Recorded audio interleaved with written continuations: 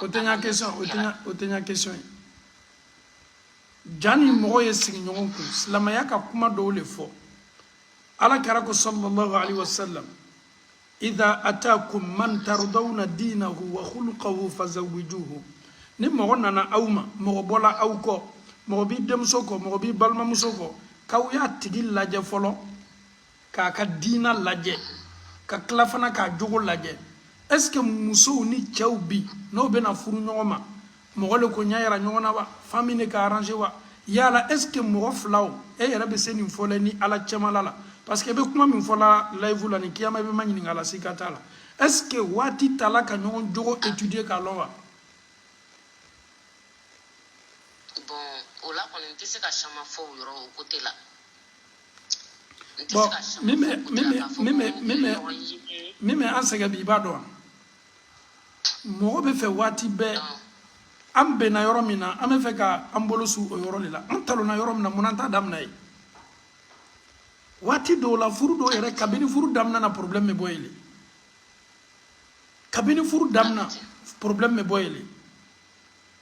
adamaden n'i bɛna sigi mɔgɔ kun i ni mɔgɔ diyala ɲaɲa mɔgɔ diyali ni ye ɲaɲa wallahi i y'a jogo lajɛ ni jogo ɲuman b'a la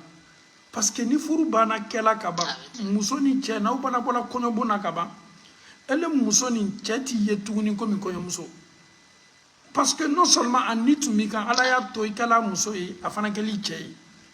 donc nin semaine kelen kɔfɛ yeli gbɛrɛ le bɛ na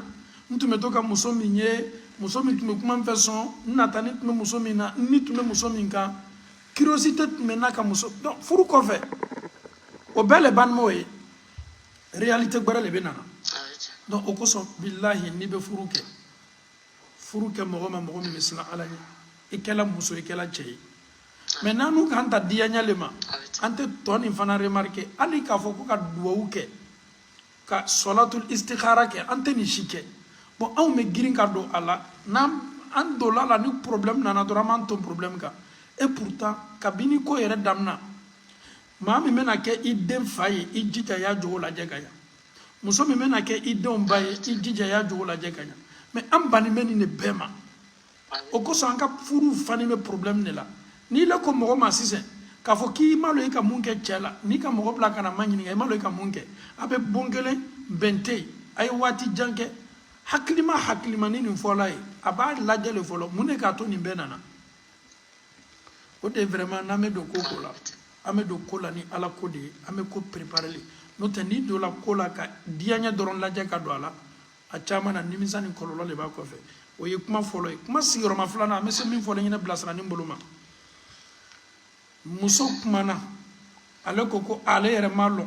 ala dɔ b'a lɔn ko min bɛ tɛmɛna cɛ ni muso cɛ dugure mansa don mɔgɔ bɛ se ka kiti ta k'a diya i yɛrɛ la mɔgɔ bɛ se ka jo birifani ta k'a fɛnsɛ i yɛrɛ kan mais cɛ ma kuma ma cɛ kumakan lamɛn muso bɛ kan ka mun fɔ ni tiɲɛ ka ko la a bɛ kɛla nin cogo de la muso y'i jija hali bi an bɛ nin di silamɛmuso bɛɛ ma ni situation nana gbɛlɛya nin cogo la muso y'i jija a ye suseli lajimi a ka suseliw kɔfɛ a ye nin yira ka ala la ala n bɛ furu mun na nin ala ni ne ka hɛrɛ bɛ nin na walama n ka hɛrɛ t'a la ala n ka hɛrɛ bɛ mun na ye o di yan ala ko ko bɛ kɛ ma tɔɔrɔ ye nin furu kɔnɔ y'i basé o kan ni ala sɔnna n'a sɔrɔ tiɲɛ kɔni bɛ a tigilamɔgɔ bolo k'a fɔ k'a tigi tɔɲɔni don